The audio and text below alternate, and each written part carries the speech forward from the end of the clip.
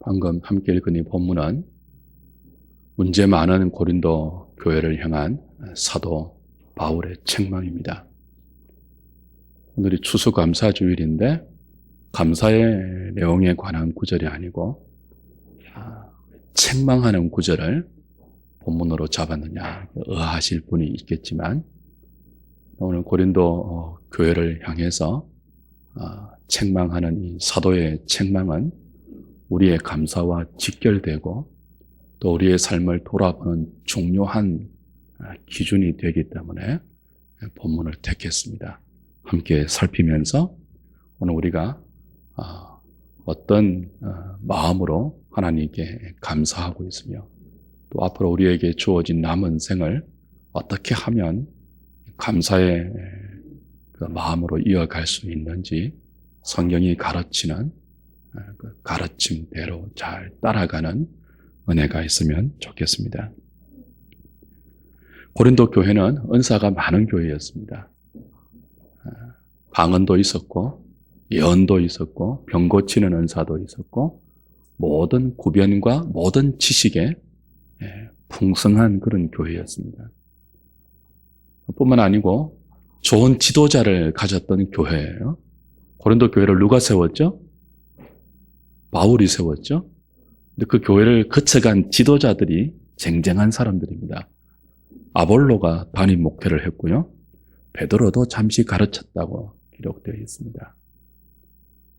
바울, 아볼로, 베드로가 지도자로 있었던 교회입니다. 그들로부터 고린도 교회는 많은 성경적인 가르침과 지식을 전수받았습니다. 그 얼마나 감사한 일입니까? 하나님께서 많은 은사를 주셨습니다. 좋은 지도자를 주셨어요. 성경적인 지식을 그들로부터 배워서 많은 것들을 알게 되었죠. 근데 그들은 마땅히 감사해야 할 그 은사와 지도자와 신앙적인 지식을 가지고 다투었습니다. 어떤 은사가 더 신령한가? 누구에게 세례받고 누구에게 가르침 받은 것이 더 좋은 믿음으로 자랐느냐 하면서 은사를 가지고 다투었고 지도자를 가지고 다투었고 지식과 믿음을 가지고 다투었죠. 그런 고린도 교회를 향해서 바울이 이제 6절 7절에서 이렇게 책망을 하는 것입니다. 너희들 중에 있는 것 중에 받지 아니한 것이 무엇이냐? 다 받은 것 아니냐? 근데 어찌해서 받지 아니한 것처럼 자랑하느냐? 그 교만이고 너희들에게 있는 모든 문제의 근원은 받은 것을 받지 않은 것으로 여기는 교만에서 기인했다라고 지적하는 부분입니다. 고린도 교회가 은사를 풍성히 받았죠. 그 은사는 우리가 만들어낸 것이 아닙니다. 은사는 우리의 믿음의 그 좋고 나쁨에 따라서 보상의 차원에서 주시는 세컨드 블레싱이 아닙니다. 제2의 축복이 아니에요. 은사는 그야말로 하나님이 주권적으로 주신 선물입니다. 그러니까 은사는 받은 거죠. 우리가 방언을 만들어내지 않아요. 우리가 다른 은사를 실력으로 만들어내지 않아요. 그건 믿음이 그렇죠. 믿음은 은혜의 선물이지 않습니까? 믿음은 우리의 선택에 그리고 우리의 의지에 우리의 어떤 조건으로 말미암는 열매가 아니죠. 행위에서 난 것이 아니니 자랑치 못할 것이라고 사도가 에베소서에서 이미 가르쳐 준 것입니다. 믿음도 받은 거예요. 그들이 자랑하는 좋은 지도자 다 받은 거죠. 그 지도자들에게서 전수받은 배웠던 많은 신앙적인 지식들, 고린도전서 나중에 가면 요즘 우리 묵상하고 있죠. 우상의 제물에 관한 지식, 음행에 관한 지식, 자유에 관한 지식, 그 전부 받은 거예요. 자기들 스스로 깨우쳐 안 것이 아니에요. 근데 고린도 교회 문제가 무엇입니까? 다 받은 것임에도 불구하고 마치 받지 아니한 것처럼 자기들이 만들어내고 자기들이 얻은 것처럼, 자기들의 실력인 것처럼, 자기들의 재주인 것처럼 생각한 것입니다. 그래서 받은 것을 가지고 서로 누가 신령하냐, 서로 누가 고급하냐, 서로 누가 믿음이 좋은가라고 다투고 분쟁하고 싸우고 있었던 거죠. 사랑하는 여러분, 우리가 믿는 기독교 신앙의 기본은 모든 것이 주께로부터 온 것을 인정하는 것입니다. 우리에게 있는 모든 것은 주님이 주셨다는 것을 인정하는 거예요. 하나님으로부터 우리가 믿음을 은혜로 받았다면 다른 모든 것이 주께로부터 왔습니다 하는 것을 인정하는 믿음이 생기죠. 우리의 재주, 우리의 건강, 우리의 힘, 우리의 지식, 우리가 소유하고 있는 모든 것은 하나님께서 은혜로 주신 것들입니다. 원래 우리가 가지고 있었던 것, 만들어냈던 것, 하나님과 상관없이 자연 발생적으로 우리에게 존재했던 것 아닙니다. 모든 것이 주께서 주신 것입니다. 좋은 것만 그런 거 아니에요. 우리가 생각할 때 나쁜 것도, 우리의 약함도, 우리의 못남도 주께서 주신 것입니다. 그것도 어쩔 수 없이 주신 것이 아니고 우리의 약함, 우리의 못남도 주께서 내게 주신 최선의 것입니다. 그걸 믿는 것이 기독교 신앙이죠. 우리는 이것을 은혜의식이라고 부릅니다. 주께서 내게 모든 것을 주셨습니다. 최선의 것을 주셨습니다. 성경은 우리에게 항상 기뻐하라 그러고 쉬지 말고 기도하라고 그러고 범사에 감사하라고 그럽니다. 범사에 감사하래요. 근데 어떻게 범사에 감사할 수 있죠? 은혜의식이 있어야 가능하죠. 모든 것이 주님께서 내게 주신 것입니다. 나의 약함도, 나의 못남도, 나의 고통도 주님이 주신 것이로되 최선의 것으로 주신 것입니다. 이 은혜의식이 있을 때 우리는 비로소 범사에 감사할 수 있죠. 그런데 왜 우리가 감사를 못하는가 하면 이런 은혜의식을 흔드는 대적이 있기 때문에 그래요. 그게 누굽니까? 사탄이죠. 마귀죠. 은혜의식을 가지고 살아야 범사에 감사할 수 있는데 마귀는 세상의 공중 권세를 잡고 세상의 가치관을 하나님을 대적하는 불신의 가치관으로 조장하여 그 속에 사는 우리들을 끊임없이 속이고 부추기고 흔들어 버리죠. 어떻게 해요? 모든 것이 주께서 주신 것이 아니고 우리가 만들어낸 것이며 우리가 애쓰고 땀 흘리고 노력하고 수고한 결과여서 마땅히 그걸 우리가 누리며 그 모든 영광과 자랑을 우리가 누려야 한다고 세상은 우리에게 부추기죠. 그리고 그렇게 부추기는 그 가치관의 배후에는 하나님을 대적하고 우리를 유혹하는 사탄이 있죠. 이런 사탄의 부추김에 속아 넘어가면 우리에게는 좋은 것은 자신의 실력과 노력과 애씀과 땀 흘림으로 이루어낸 것으로 여기게 되죠. 그리고 나쁜 것은요, 어렵고 힘든 것은요, 하나님이 주셨으되 잘못 주신 것으로 그렇게 여기게 되어서 감사할 수가 없게 되죠. 내가 잠 안 자고 이루어낸 것인데 내가 열심히 땀 흘리고 내가 먹을 것 안 먹고 입을 것 안 입고 이루어낸 성공이라고 생각하면 거기에 무슨 고마움이 있고 거기에 무슨 감사함이 있겠습니까? 하나님이 내게 주셨으되 실수로 주신 것이고 잘못 주신 것이고 나쁜 것을 주셨다고 믿는다면 그게 무슨 감사가 있겠습니까? 오히려 불평과 원망과 분노가 있을 수밖에 없죠. 오늘 추수감사주의를 맞이하면서 우리가 돌아보아야 하는 점도 바로 이 부분입니다. 살다 보면 우리도 모르는 사이에 이 은혜의식이 사라지고 세상이 부추기는 공로의식, 보상의식, 그리고 피해의식이 들어와서 우리의 감사를 방해해요. 그래서 이런 감사주의를 맞이할 때 이런 우리 자신을 돌아볼 수 있는 기회가 되는 거죠.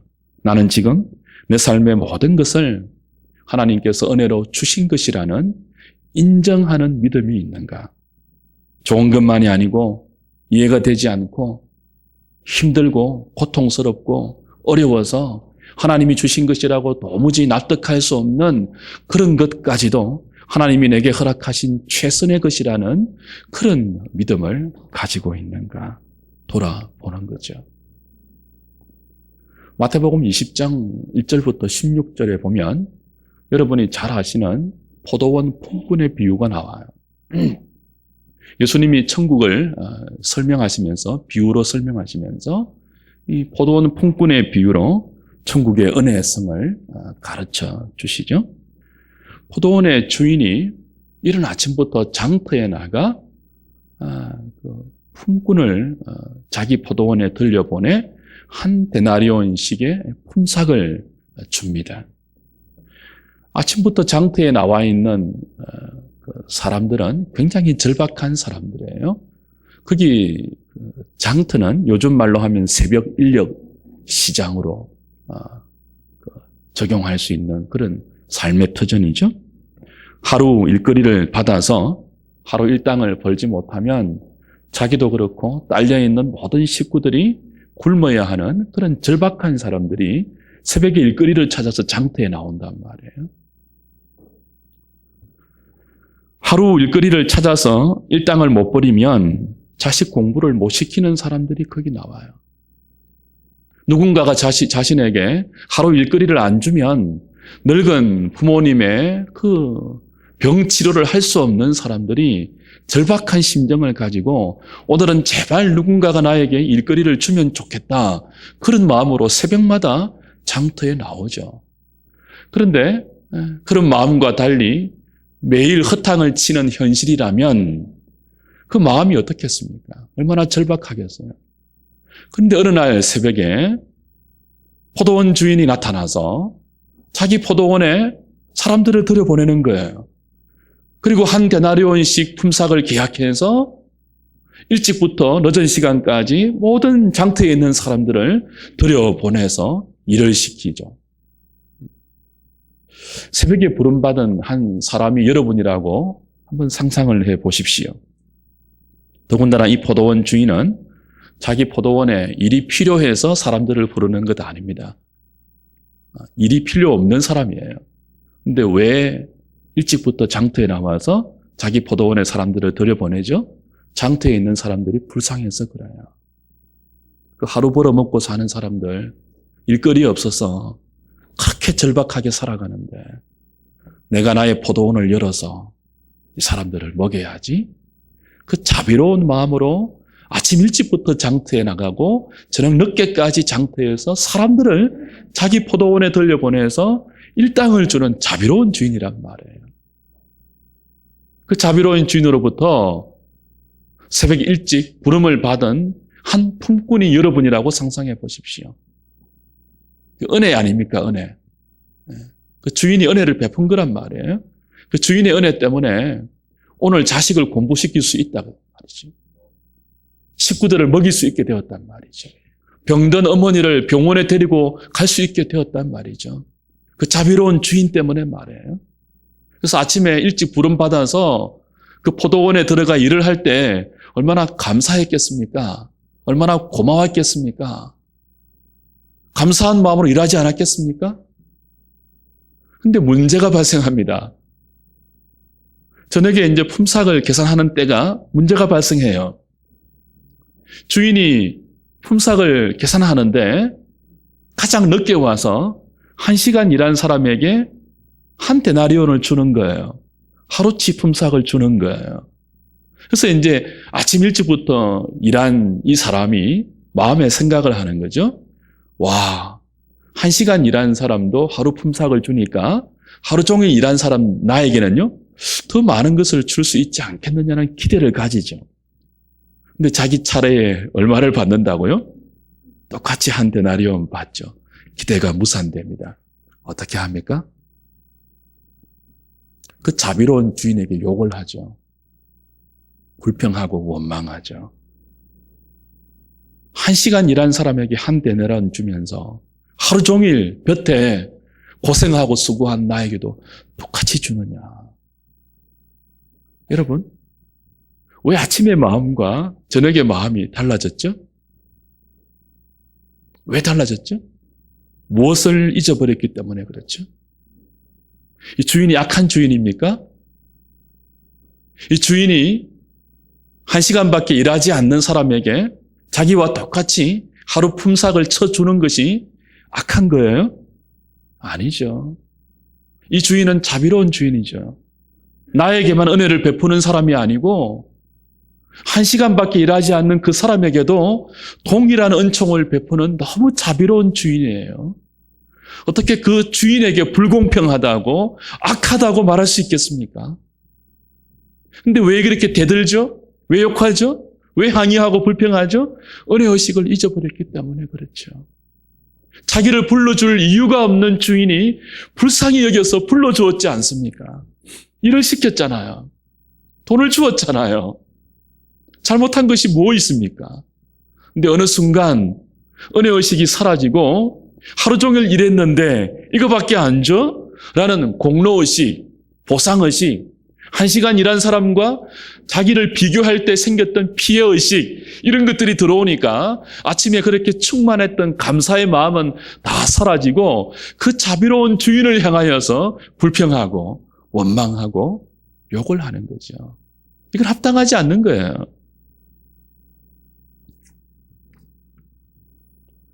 우리가 오늘 생각해야 할 부분이 바로 이런 모습입니다. 혹 우리에게도 이런 면은 없는지 돌아보는 거죠. 우린 다 열심히 삽니다. 성실히 삽니다. 요즘 얼마나 사람들이 열심히 삽니까?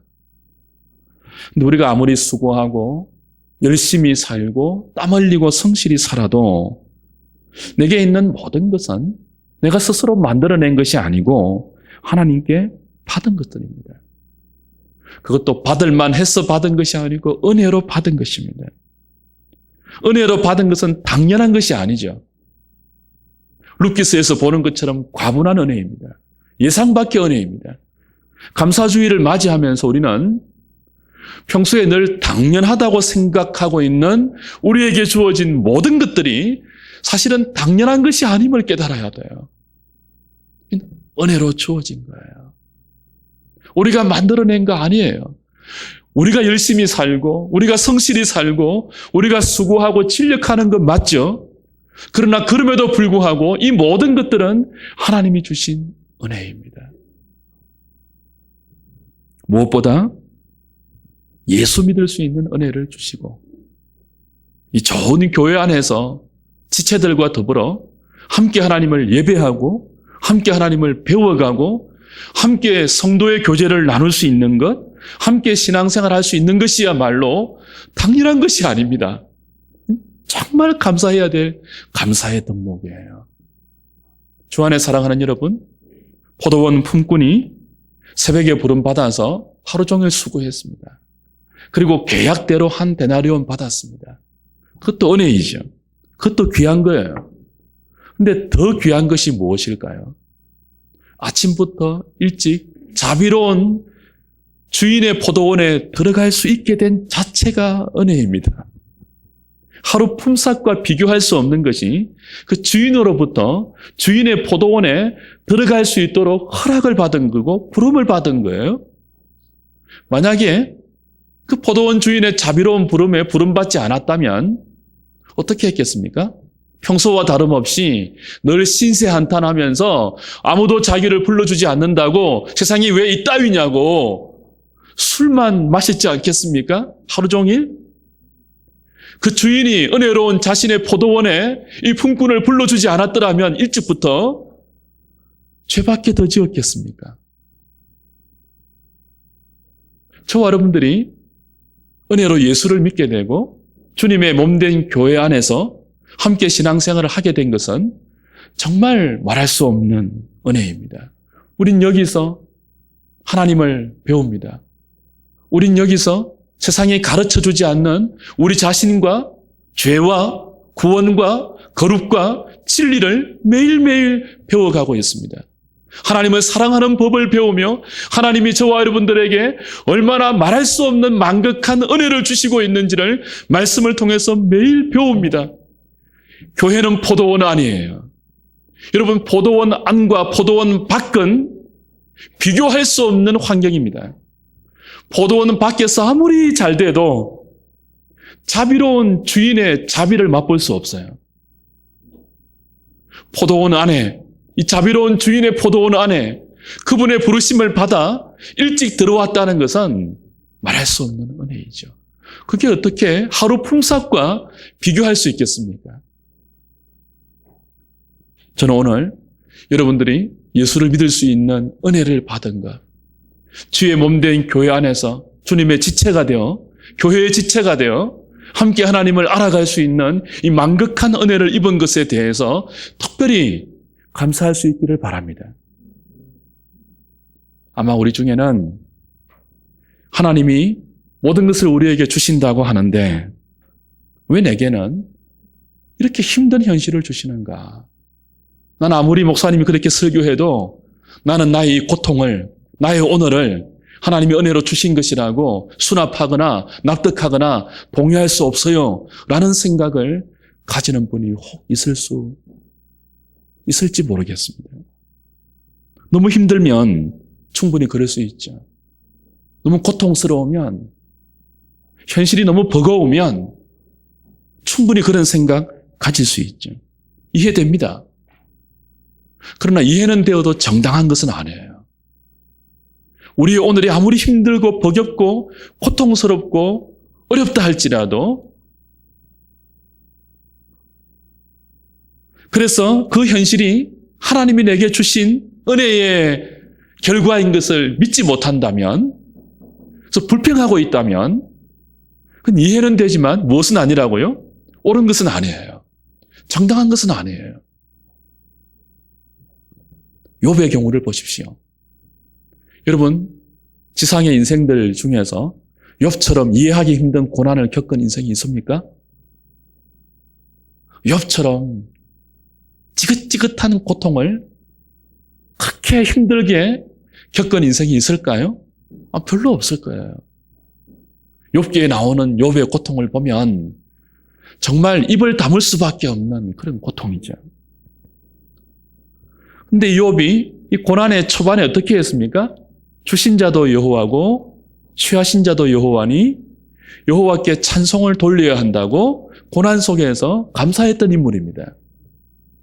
근데 고난이 지속되니까 그 감사가 사라졌어요. 감사 대신 원망이 들어왔어요. 하나님께 따지는 항의하는 마음이 들어왔습니다. 친구들이 막 정죄했잖아요. 와이프도 욥을 욕하고 떠나갔잖아요. 네가 죄가 있어서 그러니까 회개하라. 친구들이 막 그렇게 정죄의 화살을 쏘아대었을 때 욥이 자기 자신을 돌아보았죠. 혹 내게 진짜 죄가 있어서, 내가 무슨 잘못한 것이 있어서 이런 말도 되지 않는 고난을 경험하는가 돌아보고 또 돌아보았는데 그 고난의 원인이 될 만한 잘못을 찾을 수가 없어요. 얼마나 힘이 듭니까? 하나님께 따지죠. 하나님 혹 사람을 착각한 것이 아닙니까? 다른 사람에게 내려야 할 벌을 혹 하나님이 잘못 오해하시고 나한테 지금 적용하는 것 아닙니까?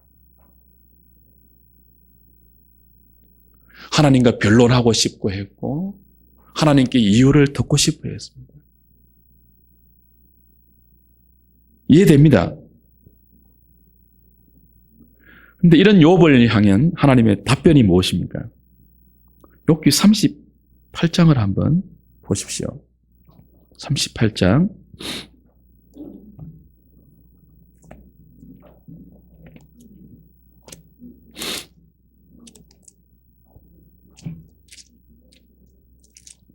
1절, 2절, 3절입니다.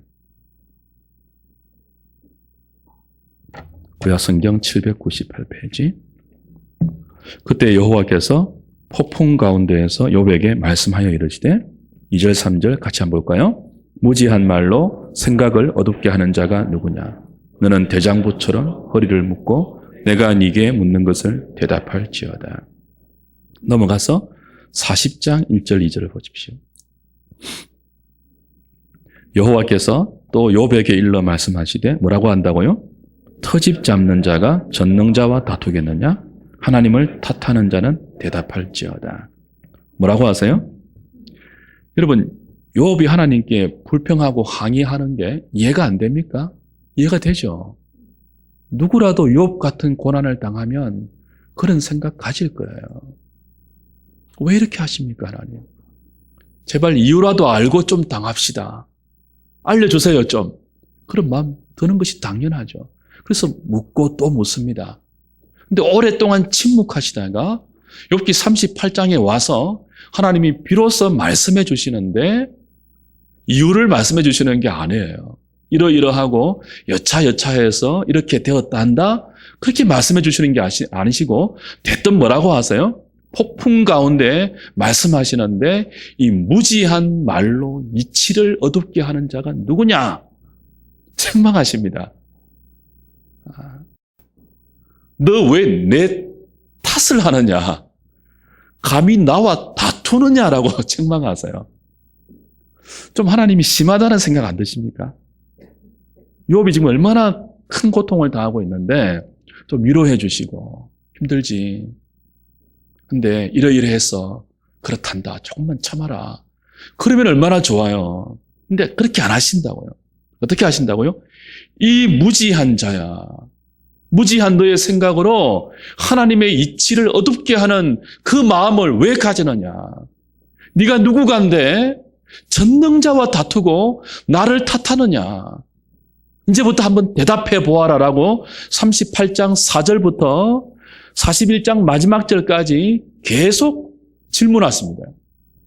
책망하고 나서 마치 사도 바울이 많은 것을 받았으면서도 받은 것으로 여기지 아니하고 그 받은 것을 가지고 자랑하고 다투고 있는 고린도 교회를 향하여 너희들이 참 교만하다라고 책망하고 있는 것처럼 사실 비교되지 않는 욥의 절박한 심정 가운데 하나님이 대답하시는데 이렇게 막 쏙쏙 들어오는 그렇습니까? 라고 이렇게 수납이 되는 그런 대답이 아니고 오히려 책망하시고 질책하시죠. 그러면서 반문하십니다. 너 한번 대장부처럼 대답해봐라. 그게 이제 38장 4절부터 41장 마지막 34절까지의 말씀인데요. 전부 질문이에요. 전부 질문. 어떤 질문인가 하면 하나님이 세상을 만드실 때 욥 너 뭐 했느냐? 그런 식의 질문이에요. 내가 땅에 기초를 놓을 때 너 무엇하고 있었느냐? 네가 뭐 한 거 있느냐? 이런 식의 질문입니다. 하늘의 비 누가 만드느냐? 우박, 눈 누가 만드느냐? 내가 만든 우박 창고, 눈 창고, 빛 창고를 구경해 본 적이 있느냐? 바다 누가 지었느냐? 바닷물 누가 담았느냐? 바닷물이 그 흉흉하게 뛰어놀 때 그 바닷물을 다스려서 그 바닷물이 육지로 넘어오지 않도록 경계를 정하실 때 네가 한 일이 있느냐? 하늘에 있는 매, 독수리 누가 지었느냐? 들판에 있는 들소, 들나귀, 말들 누가 지었고 그들을 누가 먹이고 그들을 누가 들판 가운데 뛰어놀도록 주관하고 있느냐? 암염소가 새끼를 낳는 것 너 보았느냐?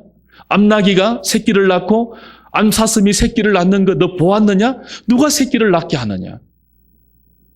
악어를 보았느냐? 하마를 보았느냐? 니올아단을 보았느냐? 묻고 또 물으십니다. 의도가 뭘까요? 이게 욥에게 여러분 답이 될까요? 욥 이 무지한 사람아, 이 교만한 사람아, 네가 무지한 말로 나의 이치를 어둡게 하고 있구나. 네가 전능자의 나를 탓하면서 나와 다투려고 하고 있구나. 그런데 너 아느냐? 세상을 놓을 때 네가 한 게 뭐가 있느냐?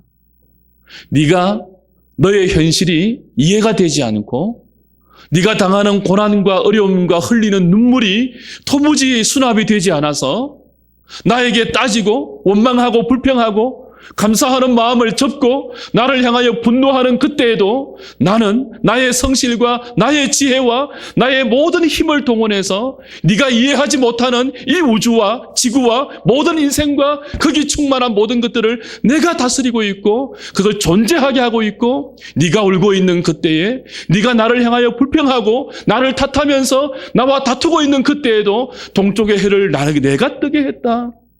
내가 매일 해를 지게 했다. 네가 이해하지 못해서 너의 고통을 끌어안고 나를 향하여 원망하는 그 순간에도 암염소의 새끼를 네가 낳게 했느냐? 내가 낳게 했다. 나의 전능으로 했다. 너는 이해하지 못하지만 나의 지혜로 했다. 다음은 나의 성실로 했다.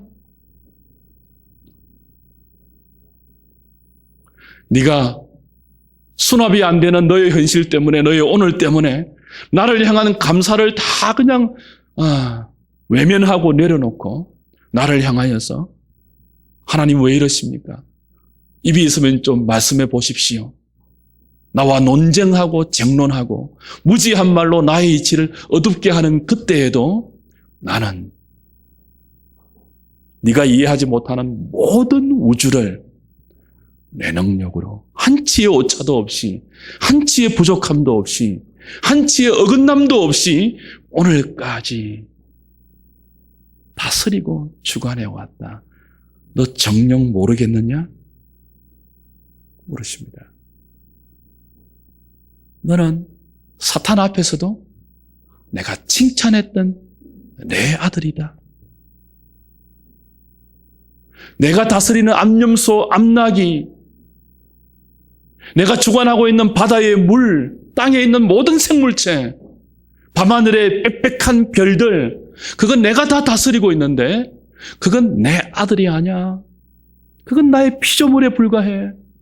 나의 피조물에 불과한 우주에 충만한 모든 것도 나의 부족함이 없는 능력으로 성실함과 지혜로 한치의 오차 없이 내가 다스리는데 하물며 사탄 앞에서도 자랑한 너를 내가 놓은 적이 있겠느냐.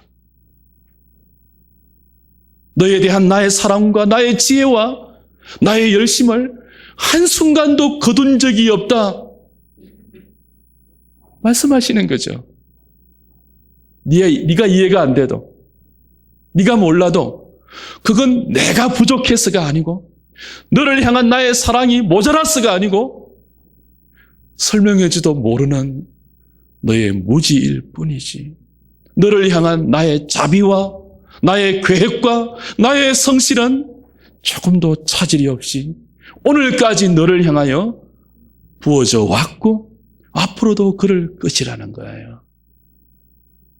그래서 욥이 어떻게 할까요?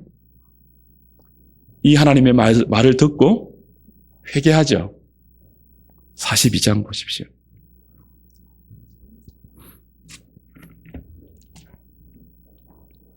42장 1절, 2절, 3절 계속 봅니다. 욥이 여호와께 대답하여 이르되 주께서는 못하실 일이 없사오며 무슨 계획이든지 못 이루실 것이 없는 줄 뭐 한다고요? 아오니 그래요. 지금까지 욥은 하나님 내게 일어난 이런 일만은 행해서는 안 됩니다 라고 생각을 했습니다. 그래서 불평했어요. 근데 이제 하나님의 계속되는 하나님의 주권에 대한 그 질문을 연속적으로 다 듣고 나서 무엇을 깨닫고 있죠? 주께서는 못하실 일이 없습니다. 내게 이런 일을 하셔도 됩니다라고 인정하고 있어요. 무슨 계획이든지 못 이루실 것이 없습니다. 무지한 말로 이치를 가리는 자가 누구니까 내가 그였습니다. 나는 깨닫지도 못한 일을 말하였고 스스로 알 수도 없고 헤아리기도 어려운 일을 말하였나이다. 내가 말하겠사오니 주는 들으시고 내가 주께 묻겠사오니 주여 내게 알게 하옵소서. 내가 주께 대하여 귀로 듣기만 하였사오나 이제는 눈으로 주를 배움나이다. 그러므로 내가 스스로 거두어드리고 티끌과 제 가운데서 회개하나이다. 사랑하는 여러분, 살다 보면 은혜의식이 우리도 모르는 사이에 사라지고 사탄이 심어놓은 공로의식, 보상의식, 피의식이 들어와서 마땅히 하나님께 돌려드려야 할 감사가 사라지고 그 감사가 형식적이 되고 오히려 감사의 자리에 불평과 원망과 분노가 자리 잡을 수 있습니다. 기억하십시오. 하나님은 여러분을 향하여 은혜로우신 노하기를 더디하시는 풍성한 자비와 긍휼을 그친 적이 없습니다. 여러분을 오늘까지 탐없는 그 성실과 차질 없는 하나님의 주권적인 계획에 의해서 하나님의 지혜와 하나님의 사랑과 하나님의 열심으로 저와 여러분 같이 말 안 듣는 인생을 여기까지 이끌어 오셨습니다. 공중 나는 새를 먹이시고 들에 핀 백합화를 입히는 그 천부께서 우리에게 있어야 할 것을 다 아시면서 최선의 것으로 걸음걸음을 인도해 오셔서 오늘 저와 여러분들을 여기에 앉혀 놓았습니다. 이해가 안 되어도 여러분이 느끼기에 이것이 무슨 최선입니까? 이게 무슨 주님이 주신 것입니까? 라고 생각할 수 있지만 그건 부당한 생각입니다. 그건 우리의 무지의 소치지 하나님이 잘못하신 것 아닙니다. 하나님이 우리를 향해서 갖고 계신 계획은 선하신 것입니다. 우리의 고난과 우리의 어려움과 이해되지 않는 우리의 이 처진한 사탄 앞에서도 하나님이 우리를 자랑하는 하나님의 사람으로 세워가는 놀라운 손길일 것입니다. 사탄이 그랬잖아요. 욥에게. 제가 무슨 까닭이 있어서 하나님을 경외하죠.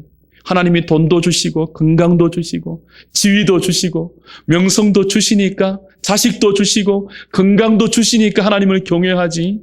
그거 없이 무슨 하나님을 경외하겠습니까? 까닭 없이 무슨 하나님을 경외하겠습니까? 그렇게 사탄이 하나님께 항의했죠. 하나님 뭐라고 했습니까? 좋다. 내 욥은 그거 없이도 나를 경외한다. 손대봐라. 목숨은 건드리지 마라.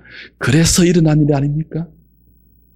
욥은 이해할 수 없는 고난을 겪어가면서 그 자리로 가는 거예요. 까닭 없이 주를 경외하는 자리. 주 안에 사랑하는 여러분, 주께서 우리에게 베풀어 주신 은혜는 까닭이 없는 것입니다. 까닭이 없는 거예요. 이유가 없는 거예요. 저와 여러분들이 주님께 은혜를 받을 이유가 없어요. 까닭이 없어요. 그런데도 은혜를 베푸셨어요. 우리가 주를 향해서 드려야 할 감사, 하나님께 올려드려야 할 마땅한 경배, 찬송이 무엇입니까? 까닭이 있어서 하는 것 아니에요.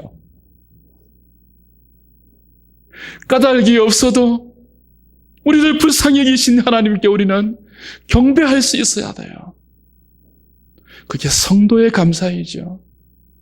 우리 복된 추수감사주의를 보내면서 주께서 우리에게 베풀고 있는 이 은혜의 부요함과 그 사랑의 깊이와 길이와 넓이와 높이를 다시 깨달으시고 모든 의심과 불평과 원망을 거두시고 주를 향한 마땅한 감사와 찬송과 노래로 여러분의 영혼을 채우시고 마음을 채우시는 복된 주일 될 수 있기를 우리 주님의 이름으로 부탁드립니다.